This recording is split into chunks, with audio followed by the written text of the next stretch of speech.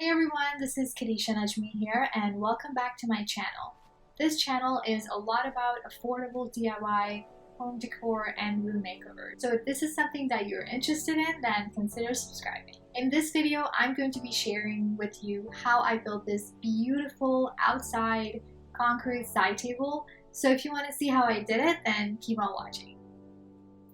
For this project, you will need 5-gallon buckets, one to mix the concrete in, and the other one to hold the concrete mixture while it dries, primarily for the shape of the bottom half of the side table. And then I found this perfectly shaped bowl from the thrift store, which will be used for the top half of the side table. It worked out because the bottom of the bowl ran about the same size as the bottom of the bucket, as that is where it will all connect in the end.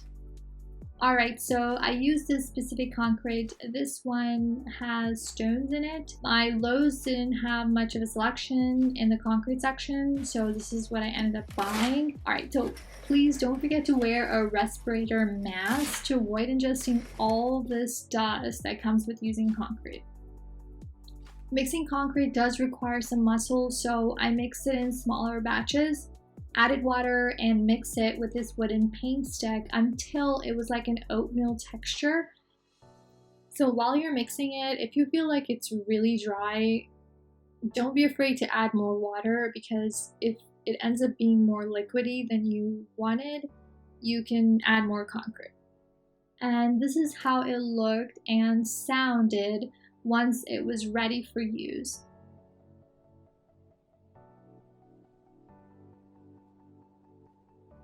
Before adding the mixture to the main bucket, I sprayed the inside generously with cooking spray.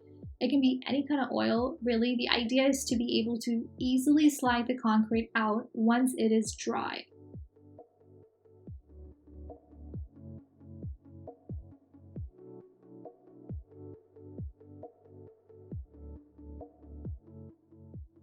Make sure you shake it and pound it on the sides to avoid any air bubbles once the concrete mixture is in the bucket.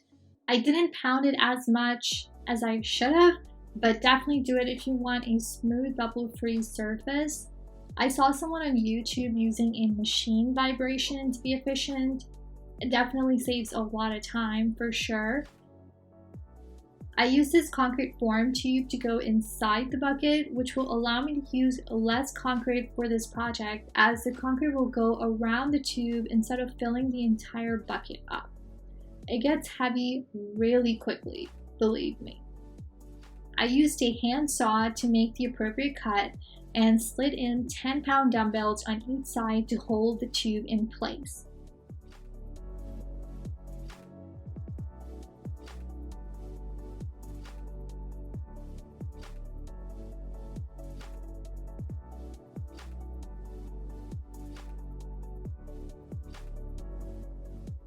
To cover the sides that will be inside the bucket, I used this empty package bag from Amazon and taped it to where there were no holes or spaces where the concrete can seep through.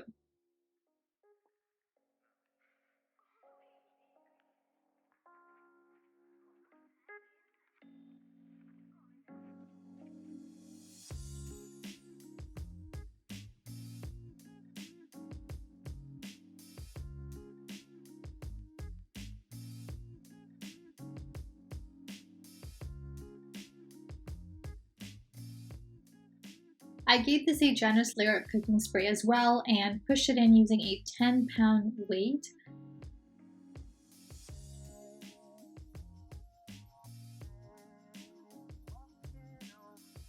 Then I mixed some more concrete and added the concrete around the tube. Make sure to distribute it evenly so you can get a nice even thickness around the sides.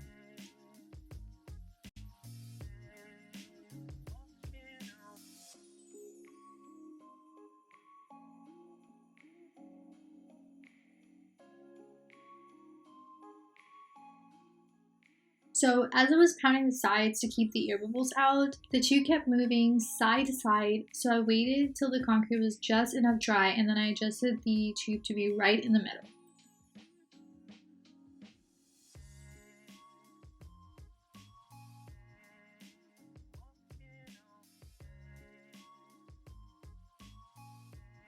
In the meantime, I started to work on the bowl.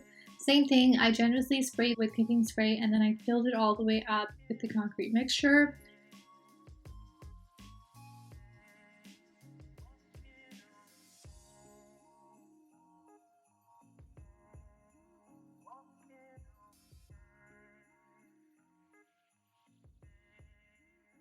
I let those two dry for at least 24 hours. This is a close-up view after a couple of hours into drying.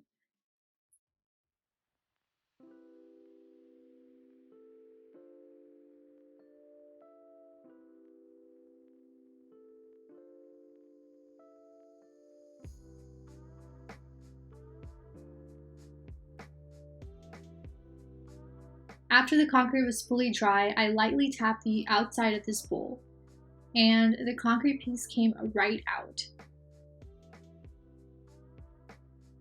I didn't like how many holes this one had, or like air bubbles this one had, so I decided to sand it down a little bit later in this video, but it did not help at all.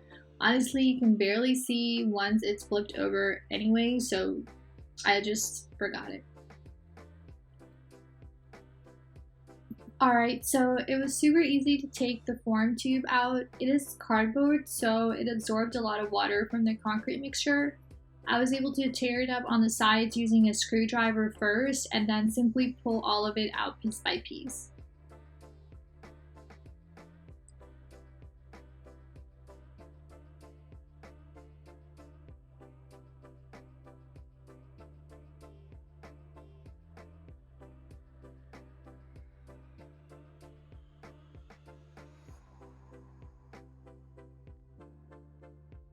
And it was also super easy to slide this one out as well. Simply tapped on the side and then pulled on the bucket until it came off.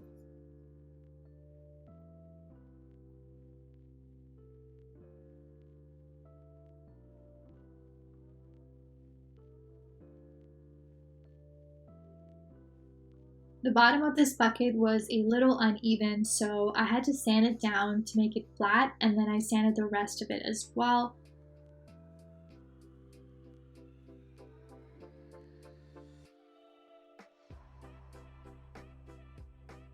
After I was done sanding, there was a lot of dust sticking to the concrete, so I gave both pieces a nice bath until they were dust free.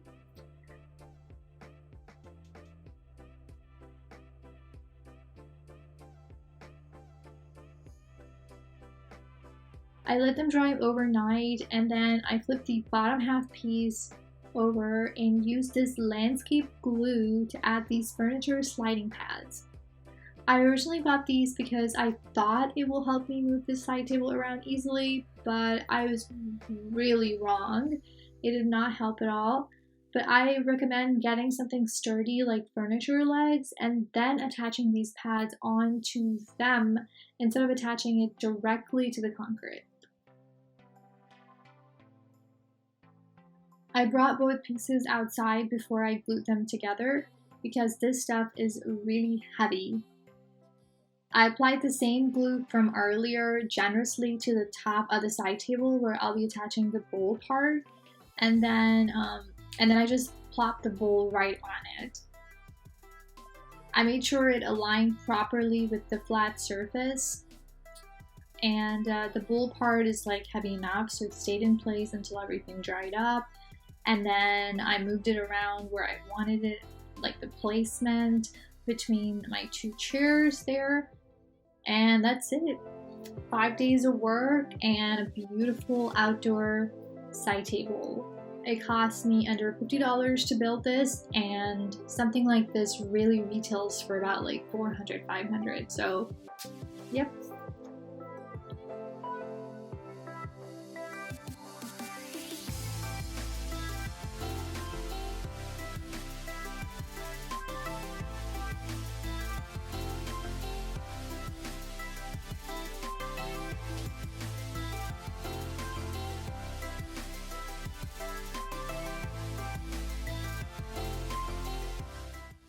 Alright guys, I hope y'all enjoyed today's video. If you did, then hit the subscribe button and like this video. and check me out on Instagram at lovelymisskate. Alright guys, thank you all for watching today's video, and I will see you in my next one. Bye bye.